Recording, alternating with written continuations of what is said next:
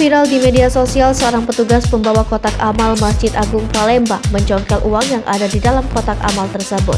Video ini viral setelah diunggah oleh akun @terang_media. Dalam sebuah video terlihat petugas berbaju warna abu-abu dan rompi hijau terlihat melakukan aksi mencongkel kotak amal. Terlihat juga dalam video pria tersebut menggunakan kayu panjang untuk mencongkel uang yang ada di kotak amal tersebut. Setelah pria itu sedikit berusaha mencongkel, tengah memperhatikan sekitarnya agar tidak ketahuan.